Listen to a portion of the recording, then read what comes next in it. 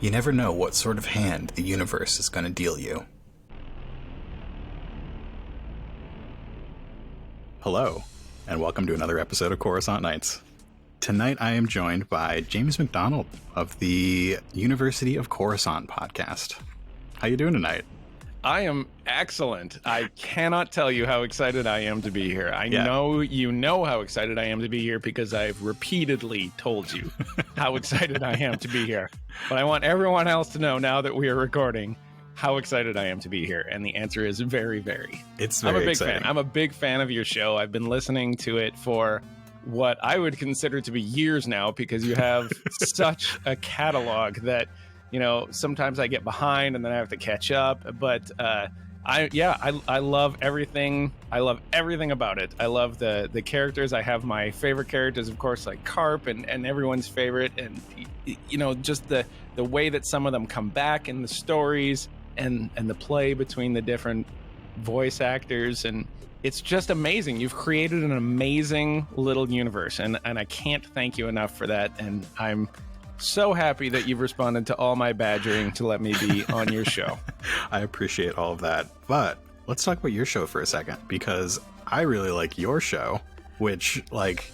Well, this is a wonderful love fest that we're in here, isn't it? We're just going to let... The next 3 hours are both of us going back and forth about how much we like each other's shows. The ambiance, the backgrounds, the, like, feeling of being in a place, I think, is something I strive for with mine, and University of Coruscant does it so well.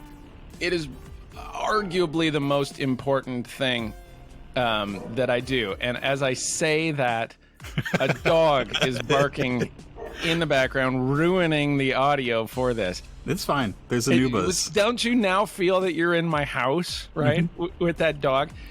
So I grew up in radio. Like, radio was my thing. I went to college for it, thinking I was going to be on television news, and then oh my God, I can't even. It's fine. We're going to have cats at some point. Okay. Well, so long as we're going to roll with this, then I'll just finish this story. So radio was my big thing. I ended up being a DJ, an overnight DJ at a classic rock station. My first job was writing radio jingles, for God's sakes, and doing radio commercials. I did I got credit in college as like an independent study to make a film noir radio drama, which still exists somewhere. That's great. And so, you know, I ended up completely going away from it in real life. And I'd always had this idea. I'd done podcasts in the past that had to do with shows, you know, but I'd always wanted to do something just evergreen for Star Wars. Mm-hmm. Something that will live forever. And I came up with the idea with my friend for the University of Coruscant, and it's all in universe. So everything that I do has to make it feel like you are listening to this thing either in the cave with me or in the classroom with me, or that the whole first season, you are basically a student that missed lecture, that you're downloading it and listening to a live recording of the lecture. So you have to feel like somebody was in there recording it, like you would get for a college class if you missed it. And that is probably the most fun for me, is creating these soundscapes and then having people tell me that they felt like they were in Star Wars. Because that's that's the thing that we all wanted to be as a kid, right? Like, we wanted to hold a lightsaber. We wanted to be in the Death Star. We wanted to be on a Star Destroyer. And, you know, that the University of Coruscant for me is definitely a piece of that. Yeah. So I love that you love it. Yeah, that makes me feel great. I feel what you're going for there. I think it really accomplishes your goal. Well, thank you very much. That's extremely meaningful for me, because that was indeed the goal. It's a very simple goal, but it's good to get there. Yeah. All right. Well, who are you playing tonight? Speaking of getting into the universe and becoming a part of Star Wars. So I had been thinking about this for a long time. So I worked recently as a death investigator for the last 2.5 years before I became a full-time firefighter. And so at like 3 a.m, I'd be listening to your podcast, literally investigating deaths. And so it's this very film noir experience for me. Mm-hmm. And so the character that I wanted to create was a bit of me in that world, but much sexier, right? Like much more interesting and more fun. So the character that I built is Stanton Shift Horne. Shift is his nickname. pulled from a situation in Sabak where there's a shift. So his name is Stanton Horne. He is a former agent for the Republic, basically the police. He's internal affairs. The RSF. For the RSF. And so he is a cop that investigates cops, right? So nobody really likes those guys, but everyone takes them extremely seriously, and they have a very isolated job because nobody wants to be friends with the people that investigate their own, right? And so he was internal affairs until something happened and he more or less got ousted from it. He was in a Sabak game with a guy who was more or less on his level, and the power went out, and then a shift happened. Now shifts happen, but this was a very suspicious one, and it cost him everything on this guy, and that guy ended up getting promoted ahead of him, and he kind of got run out of the bureau as a result of it. And so he now is on the lower levels. He's working as a private detective, which seems like something that a guy that was outed from a high-end investigative job with the RSF could easily become. You know, he's gone into business for himself in the lower levels. So he's very fluent with what's going on down there. He's very good at what he does. He's got a bit of a gambling problem. And he's got a soft spot for people that want to get out of the crime life. But he himself is willing to definitely cut corners. He's a Corellian, he's got a duster, and he's got a gun that he calls Faith. And I love him. It's going to be fun. It's raining in the lower levels. Water comes down from the upper levels and filters in all the muck and dirt and grime until you get just this dripping sludge. It's just wet everywhere. We see the droplets coming down from the upper levels outside the small window in Stanton's office. What does Stanton's office look like? Stanton's office is in a rundown section, but everything in the lower levels is rundown at that point. At the level that he's at, it's low rent, to say the least. It's cheap because that's what he can afford. It is sparse. There's not a lot in his office. It's got white walls, plastisteel walls would be the Star Wars version for that, but they're not like white. They used to be white. He has a window that looks out. Pays extra for that window. Yeah, he paid a little bit extra for the window because he couldn't stand the thought of just being in a cubicle, because he probably had that up in the upper levels because he definitely wouldn't have been able to afford a window there. So this is a luxury item, but he's got blinds, and the blinds are always like kind of open just enough that he can see out, but people couldn't really see in. And so it causes whatever light to come in those staggered sort of waves. Is he at his desk? Yes. He's at his desk. He's sort of looking at his computer, but he's not really doing anything. Mm-hmm. Can you describe what he looks like? What does he look like as he's sort of zoning in front of this computer? He's about 6 feet tall. He's 210 pounds. So he used to be thinner and in better shape than he was. He's not fat by any means. He just is the kind of like, he looks a little bit unhealthy, I would say, is what he looks like. Hair is always a little bit disheveled. Just never really figured out how to take care of that. He's got a shirt with buttons, but it's just a little bit wrinkly. You know, it looks like a guy that if somebody came in the door who was important, he would like try to smooth out his shirt, but you'd know, like, there's just no fixing that. But he's not like a bum. He's just not quite there.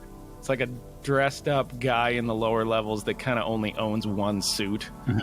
The rest of his office is dark. I'm picturing like a single lamp on his desk. Agreed. Yes, definitely. Yeah, coat rack by the door with his duster, and a few rather empty bookshelves. Maybe a half-empty bottle on one of them. Like the bookshelves came with the unit. Yeah, and he felt like he had to put like a book or two on it. And maybe he's always thought about getting more books just because it kind of looks a little bit ridiculous. And so whatever he has around, he just puts on the bookshelf. And before we go any further, we should make our destiny pool. Oh, goodness. So you just click on the white one, hit roll dice, and we're starting out with 2 dark side points. That sounds about right.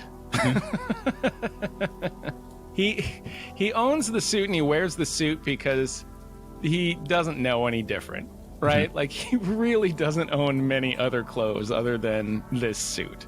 It's like a black suit with a white shirt. Just the kind of basic, bland suit that somebody who is in internal affairs would own. There's a knock on the door. We talked about Jessica Jones a couple times, so I'm really just picturing this like Jessica Jones's office. Like, the door has a tinted glass or a frosted glass on it, and he hears a knock and sort of the sound of somebody leaning heavily against the door or the frame of the door. He hears the knock? Yeah. Yep, Stanton. The knock comes again, more urgently, and you see a hand on the door. And as it leaves, the print is still there, red. Stanton immediately pulls his gun and gets out of the way of the window. One knock, and he's fine. There are people that come through this area that knock. It could be like the building custodian or things like that. It's not that unusual for somebody to knock on his door. I mean, after all, he is in business. But 2 knocks like that, and he's immediately into defensive mode. Right? Like, he just snaps right into it. This is a guy that is always expecting that something could go very badly, even though most of the time it doesn't. So he's immediately in defensive mode. So he draws his gun and he gets out of the line of sight for the door, and he says, "Speak." Yeah, help! You have to help us. Can you open up the door? He's hurt. Who's hurt? My boyfriend. Is he here? Yeah. How many of you are there? You see the shadows of what are probably 2 people outside the frosted glass. Step 3 feet back from the door. You see them move back. Stanton approaches the door. He opens the door from the side that he is not facing. So he opens it to see what happens, and I assume nothing happens. No. You can hear these 2 people now. One of them is breathing heavily and leaning on the other. Okay. Stanton takes a quick peek outside the door, sees that it is 2 people. At this point, he's probably not worried anymore, right? Okay. Puts the gun back in, and he comes out and says, "What's going on here?" So Stanton's office is at the end of a long hall, and a few feet down the hall, there are those 2 people. The one standing straighter is a human woman, probably in her early 20s at most, and leaning against her is a human man, about the same age. He's clutching his side and being held up by the woman. Does this guy need a hospital? He's hurt. He was shot. I'm not a doctor. I don't know. He can Do walk. I look like a doctor? No, Does this look like a hospital? No, but we need help, and somebody told us to come to you. Who told you to come to me? Someone at the central processing station told us to come to you. Someone on the upper levels told you to bring this guy down to the lower levels to my office. And you didn't get a name. No. Lady, there's a hospital down the street. Take him to the hospital. They said he murdered someone. He didn't. Do you know who I am? I don't. No, I don't. Get into my office. They move into your office. All right, I pull out a med pack. I've got med packs with me. Mm-hmm. Med packs are something that I usually use on myself. Yeah. So I'm familiar with how these work. And so I take this person in, and I'm going to start bandaging them up only to maybe get this guy out of here, because stuff like this usually leads to trouble that I don't need or don't care about. So I'm going to patch him up. You get him in, and you lift his shirt to where the wound is. You could see that there was a burn on the shirt. Like a blaster burn? Like a blaster burn. Okay. And it really looks like it just grazed him. There is blood and burn on his hip. It looks like he would probably have a rough time walking, but with the right care, stim pack or 2, he is probably going to be fine in a day or 2. Is he a human? He is a human. And she is a human? Yeah. Okay. Stand in that corner over there while I take care of this. Okay. And I put the stim pack on him, and I bandage him up that I'm pretty sure that he's not going to die at this point. It's not pretty, but he's not going to die. She moves off to the corner and puts her hands on her stomach. You notice that she's pregnant. Okay, he's fine. You start talking. You got 1 minute, and then you're out of here. He worked part-time at the central processing station, and somebody was killed there last night, and they came to his house today, and he barely escaped. Who was killed? I think it was a couple clones. Let me get this right. Somebody came to the central processing unit, killed some clones, and then came to this guy's house and shot him? No, somebody went to the central processing station, killed some clones, and then whoever's in charge of, I don't know, their police or whatever, came into his house. Did the police shoot him? Yes. Did he kill those clones? No. And he says, I didn't. It wasn't me. Oh, so you can talk now. I can talk. Yeah. So start talking. Why do they think that you killed those clones? I was on shift last night. I had the overnight, and I clean. I just take out the trash and that sort of thing. And it's usually just me there. They've got the clone barracks below the station, but I usually don't see anybody. And last night, I just did my work, clocked out, and went home. And then today, they come knocking on my door. I was lucky I was out back and not in the house. Otherwise, I don't know what they would have done. Well, what they would have done is killed you, apparently. Apparently. How did you get away? Well, I ran. Did they shoot you while you were running? Yeah, I know these streets better than most. And you made it to here? Yeah. Okay. There's a sign on my door. Do you know what that sign says? It says private investigator. I'm going to just skip to the chase here. I don't work for free. I don't know who you are. I already bandaged you up for free, so consider yourself +1 in the hospital visit category. But if we're going to keep talking about this, I either have to care a lot about what's going on, which I honestly don't, or you're going to pay me to figure out why somebody is trying to kill you, let alone the police. They look at each other and he says, how much? Well, I gotta be honest with you.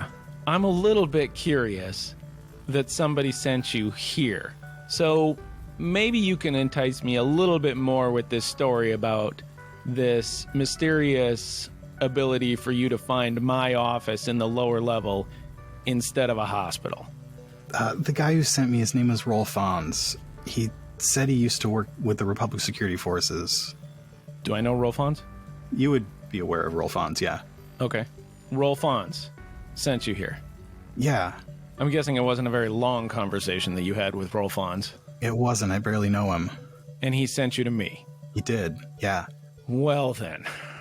Stanton sort of leans back against his desk with his legs crossed. Stanton is clearly curious about this because this ties him back to his old office, to a person that doesn't know him very well, but would know his sort of integrity and knows him enough that he's not connected to any of the inner workings and that he was internal affairs. So something here is definitely going on, and Stanton is like, he's really into this story at this point. Part of the fun about being an investigator is that, like, sometimes you just get really into it and it's almost not like working. So what he's going to do is he's going to use like his gambling skills and basically size up how much he thinks he can get out of these people. But at the same time, he's going to do this job. Okay. It's guaranteed that he is going to do this job. Do you want to do a real quick roll to see what you know about Rolf Fons? Yes. So this would be what? That's a great question. I don't think it's necessarily underworld. No.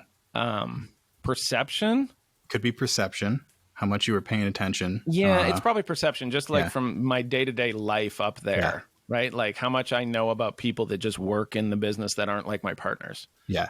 I'll make it an average check, so it's 2 purples, but I'm going to add a black, a setback, because there are a lot of people working at the RSF. Yeah, it's a big place. Yeah. So 2 purples and a black? Yep. Okay. Roll these bad boys. We got 3 advantages. If we take that black into account, it ends up being 2 advantages. So Rolthon's is not a particularly memorable guy. He's a Troig. So he's one of those 2-headed, the pod racer announcer guys. And yeah, that's kind of all you're able to get off the top of your head, unless you have ideas for those advantages. I would say it's one of those things where a person that doesn't know me very well is going to lean me towards being more intrigued that there's something going on here. Because they know that I'm internal affairs and they know that I'm no longer connected to here. So if I don't know this person very well, then that means that's kind of all they know about me, which makes me think that somebody is getting set up here. Yeah. Maybe you can also, for your advantages, get the idea that they themselves are sort of on the outside edges of the RSF. They aren't like the inner circle.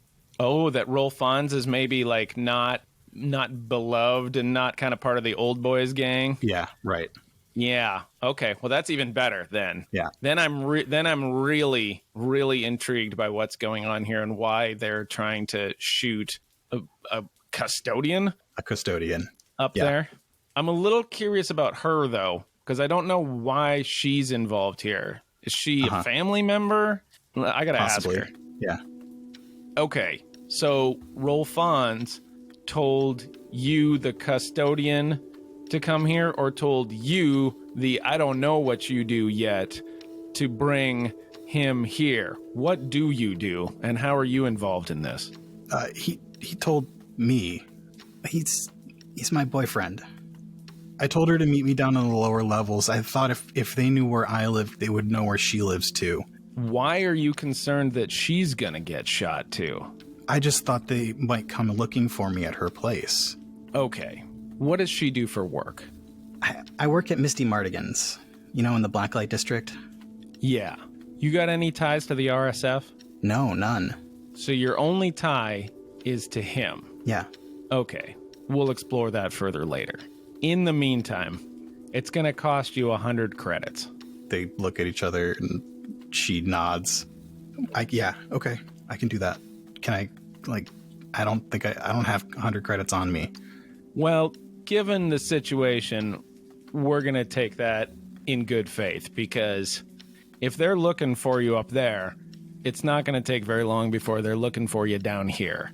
They're probably not going to start with my office unless there's a reason for them to. Is there a reason for them to start looking down here at my office? I don't think so. I hadn't even heard of you until Rolfons told me. Okay, so I will take your case. Is that cool with you? Yeah, that's cool with me. Okay, you're not gonna die. I'm a little bit worried about. Are you pregnant? I'm just gonna go ahead and ask that. I realize that may not be kosher on the upper levels, but down here we got no time to waste for something like this. She laughs. We've got 2 months. I think we're gonna be okay. Okay. Do you want to join us on this little adventure, or would you like to stay in my safe room here? I would prefer to stay in your safe room. Okay. And he says, wait, you want me to come with you? You're looking okay, and I don't know if I'm going to figure this out on my own unless you can give me a whole lot of information to go with. I mean, I thought you did this for a living. I thought you knew people. You thought I was going to just go upstairs and shoot all the bad guys, or what? No, I just thought you were gonna, I don't know, figure it out. So you want to stay with your girlfriend here in my safe room too? I would prefer that, with people out looking for me with blasters. Okay, I see. I mean, is there somewhere else I can go? No, I think it's pretty much the safe room or the hospital. You would prefer the safe room? Yeah, I don't know anybody at the hospital. I'd prefer to not be around people. Okay. You can hang out with your girlfriend in my safe room. I'm going to lock you both in there. There's the finest that the lower levels can offer in water in the side of the wall there. There is no food in here. I will be back in 4 hours. All right? Oh. I will check on you. I will probably not bring you food. But okay. You'll be alive. Does that sound good? Yeah, that sounds good. And I'm flipping a dark side point so that you can have a light side point for your own use. Oh, excellent. To hopefully get you 110% invested in this. she says to him, Do you think this could have anything to do with, him? no, this has nothing to do with Pana. This is all... Hang on. Please tell me you're not talking about Pana the Hutt.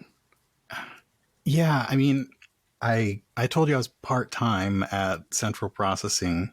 I'm also part-time with Pana. I've been trying to not work for Pana anymore, and that's why I have the job cleaning up at Central Processing. You're either much more clever or much stupider than I initially thought if you didn't lead with that. He doesn't even know my name. How much money do you have on you right now? Right now, I've got 25 credits. All right, put it on the table. He puts it on your desk. I take it and put it in my pocket. That's the Pawn of the Hut fee right there. Now, sit in this room. Is there anything else that you would think would be important? Any other gangsters that you'd like to let me know about? No, and like I said, Pana wouldn't even know my name. He wouldn't even recognize my face. You'd be surprised how good a guy that runs an entire level of Coruscant is at recognizing people's names and faces. I shut the door. All right, so now and these guys, that's about all I need out of them to get going here. Everything else I'm going to do on my own, and I don't want to deal with them. I just want to make sure they don't get shot. And I'm going to come back and deal with them in a bit because they're not a ton of help to me. Other than something big is going on. Now I've got a gangster. Now I've got cops going. I got a lot happening here. And I know that this kind of stuff does not stay under the table for very long. It wouldn't stay under the table with only one of those two parties, but with both of them, I've got contacts all over the place that are going to know this kind of stuff. So first thing I do is I get out my communicator and I dial in my contact with the RSF. Okay. Did you have someone in mind? Lenny. Yep. Lenny is a given. All right. So yeah, you dial up Lenny. Hello. Lenny, how's it going? Oh, Stanton. It's all right. How are you? Lenny, remember that time that you got in that jam with the guy and you kind of wanted it kept on the down low and I did that thing for you? You remember that? You remember that time, Lenny? Always straight to business with you, huh, Stanton? Yeah, I remember that time. Yeah. What's the name of the custodian again? He actually didn't give you his name, but his name is Enzo. Probably should have asked that, right? Yeah. Let's assume you did. Okay. Let's assume I'm a better investigator than the way I'm doing this right now. Okay. Let's assume that I saw that he was wearing a custodian shirt that said Enzo on it. Mm-hmm. Okay. And I recognized him. He would have been in his waiter outfit for Pana's Casino. Or partially in his waiter outfit. Uh-huh. Okay. I got a guy down here with a name tag that says Enzo on it, who works for the RSF, who also works for Pana the Hutt, who I got a real bad feeling is about to be the target of a whole lot of things that he didn't do. Does this ring any bells to you whatsoever? It's that Greenlee kid. There's a bounty out on him, but... Yeah, I think we're getting pretty close here. What else do you know? They got 10K out on them. They've got a murder of 2 clones. It seems like cams were out at the time. This was during the thunderstorm last night. But yeah, they say he's the only one who was on duty and the only one who would have had access to that area of the CPS. For them, it's pretty clear cut. Yeah, it must have been pretty clear cut because they came over to his house and tried to shoot him. I mean, with everything going on today, it doesn't surprise me that they would just want it done. Yeah, that also sounds like the RSF that I remember. However, usually when that happens, there's a pretty decent chance that they don't want a person asking a lot of questions. And guess what, Lenny?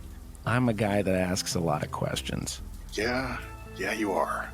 What's the name of the clone that's leading this investigation? It is, I don't have a name. They decided it's CT32991. So Lenny, C232, CT-3291. 32911, yeah. Or 991. Sorry. 991. How many numbers do they start adding to these clones? Yeah, they're in the 5 digits Never now. mind, Lynn. But, I don't see them keeping these clones around for much longer, if you ask me. Yeah, well, the day that we don't need clones, I'm sure that we'll change from a republic or something. I don't know. Anyways. That happened about 12 hours ago. Do I know that happened? I thought I know Maybe that happened. not. I don't know. Maybe I don't know that happened. Yeah. And I just make a terrible offhanded joke. Yeah. What do we know about our CT friend here? He's a sergeant. I don't know. I can't say I've met the guy. He's one of the black uniform ones. Hasn't seen action since the early days. Those guys don't usually make a lot of decisions for themselves, do they? No, it's usually through higher-ups with more higher-ups above them. Mm-hmm. Well, I don't think we're talking about, senatorial action or anything like that. How about this? What's the story with these 2 clones that got shot? Yeah. CT-41127, CT-51793. They would have been on duty in the lower level, not the lower levels, but the lower level of the central processing. So the top level closes down for the night. They don't do any more inspections, customs, any of that. But they would have been patrolling the barracks below. They were found in the CPS in one of the data storage spaces. Both dead, both blaster wounds. Were these guys that deal with data all the time, or are they just grunts? They're just grunts. And they were found near the data terminals?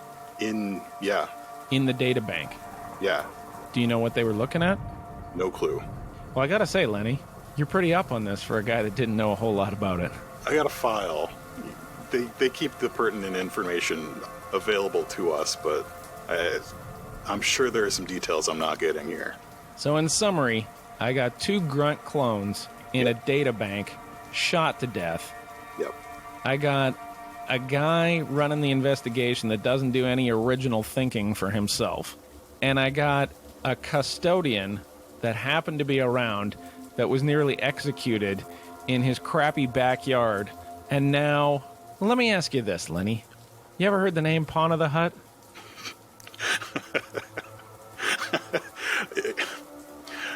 Excuse me. Yes. I know, it was a rhetorical question. I'm just trying to lighten the mood. It's really dark down here. Enzo was a waiter for Pawn of the Hut. You got any reason to connect me to Pawn of the Hut in this story? No.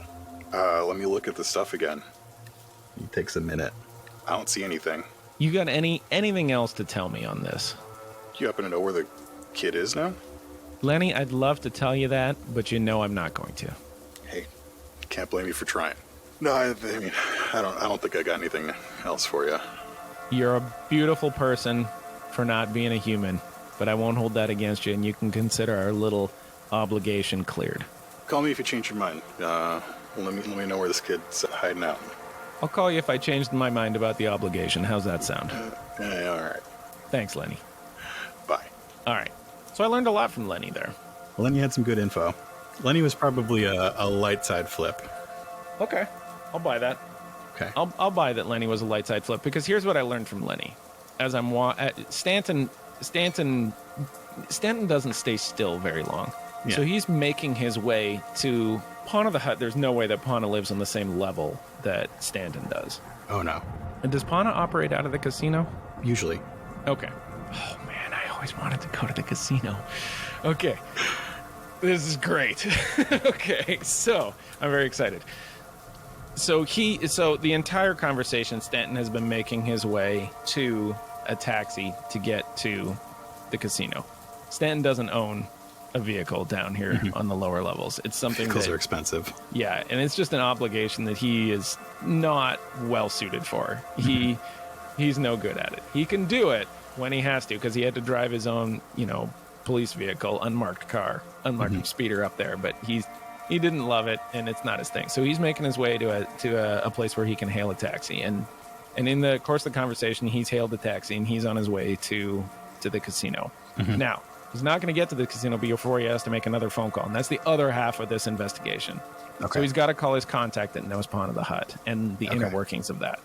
It's the guy you won that blaster off of. Oh, really? Yeah. Oh, the guy that I got Faith off of? That was a long time ago. Yeah. He's never really forgiven me for that. He really enjoyed that gun, but he's been a good contact, and we've treated each other pretty fairly. I understand the value of keeping a good asset, because that's how I have to work. So, what was that guy's name? Mal. Mal? Okay. Tell me Mal's a Rhodian. No, Mal's a Mandalorian. Oh, Mal's... Oh, that's right. Yeah, who works for Because Pana. the gun is a Westar. Yeah. So Stanton Shift Horne's gun, named Faith, is a Westar 55, which looks like kind of an Old West 6-shooter without, the hammer on it. It's long. It is a gun that looks like a gun. Like, you don't hide this under your sleeve or anything like that. It is a gun that will do work. And he wears it openly on his hip, but underneath his duster, so that when he wants somebody to know that he's carrying his Westar 55, they will know. But he's not like twirling it around all the time. So Mal the Mandalorian, he won Faith off of him a very long time ago in a Sabak game, and he's kept him as a contact. And Mal is going to be my guy. So I dial Mal up. Yeah, so you're in the back of this blue cab. The driver has the roof up, but you can tell that it's typically a convertible. On the seat next to you, a mystery for another day. It's a large blood stain. I look at the blood stain, and I look at the driver, and he looks at me. Bothan looks at you and says, "Don't worry about it." Buddy, I'm not even going to begin to worry about this. But why don't you just clean that up before the next person comes along? Yeah, we'll see. It's been a long day. I don't worry about it at all. Like, I am very good at not worrying about things that are not my problem. And you call up Mal. Mal. This is Mal. Mal, I got a thing going on here. Horne, what did I do to have you call me today? I'm not even going to begin to make it feel like you owe me. I know how much that I owe you. However, I'm not above continuing this little debt of mine. So I'm just going to go, and why don't you tell me what I know, and we'll just chalk it up for the next time. How's that sound? I can hear you're in a speeder right now. You headed my way? You know I am. What do you say we settle this over some cards? At the casino? Yep, I'm off my shift in 10. Stanton cannot resist this. At any way, shape, or form, he cannot resist the idea of playing cards, let alone playing cards as a part of his job. It is just inherently in the back of his mind. The answer is yes. And so I say, I'll see you in 10. I don't say any other word to the cabbie. I just sit there next to the bloodstain, and every now and then I look over at it, and then I look back at the cabbie, and he doesn't look at me. Nope. And I just kind of shake my head. And then you get to the casino. You got 30 minutes to clean up that blood. Otherwise, there's going to be some very angry clones that are going to find you. The Bothan says nothing, drives away.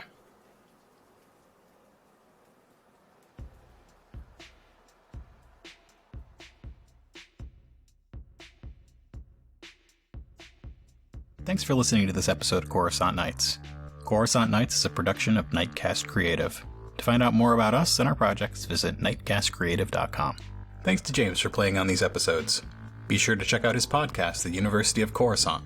The University of Coruscant offers bite-sized, in-universe dives into Star Wars history, lore, technology, and more. I can't recommend it enough. Download the University of Coruscant wherever you get your podcasts. Have you joined our Discord yet? Come hang out with other fans of Coruscant Nights in the other place and talk about the shows, your favorite RPGs, and other games. We've got monthly live-streamed games, shows like Behind the Mask with Sarah Joy, which you can also find on our YouTube, and board game nights. Check the show notes for a link.